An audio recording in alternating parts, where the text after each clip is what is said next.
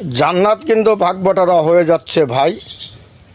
প্রথম থেকে জান্নাত নাকি সাতক্ষীরা থেকে পাওয়া শুরু হবে, তাই কিয়ামত যদি জান্নাত দেওয়া শুরু করে ভাই, সেটা নাকি সাতক্ষীরা থেকে আগে জান্নাত দেওয়া হবে শুরু হবে, তাই সেটা আবার চিন্তায় আছে। বাংলাদেশে অন্য কোনো ডিস্ট্রিক্ট নাই, ইসলাম কেন বিকৃতি হচ্ছে আমার জানা নাই।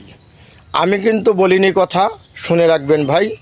বলেছেন মুফতি আমির হামজা, শুনে যাবেন তাই। তো ভাই আসলেই আমরা মুসলমান জাতি কোরআনের কথা এবং হাদিস নিয়ে চলবো। বর্তমান সমাজে এবং দেশে এ ধরনের অনেক কথা প্রচলিত হচ্ছে। আমি জানি না এই সব কথা নিয়ে কারা কি মন্তব্য করবেন, কিন্তু আসলে ভাই আমাকে ভুল বুঝবেন না, ক্ষমা দৃষ্টিতে দেখবেন। আমিও অনেক বিঘ্ন আছি যে আমির হামজা সাহেবের মুখ থেকে এই কথাটা শুনে। তো আপনারা শুনে যাবেন, আমির হামজা সাহেব বলছে যে জান্নাত নাকি যদি ভাগবটারা শুরু হয় প্রথমে সাতক্ষীরা থেকে শুরু হবে। আপনারা কমেন্ট বক্সে লিখে যাবেন ভাই আসলে কথাটা কি ঠিক নাকি বেঠিক। আমার কথা না, আমাকে ক্ষমা দৃষ্টি দেখবেন, আমির হামজা সাহেবের মুখ থেকেই কথাটা শুনে যাবেন ইনশাআল্লাহ। কিয়ামতে জান্নাত দেওয়া আরম্ভ করে, প্রথমে সাতক্ষীরা দিয়ে আরম্ভ করবে।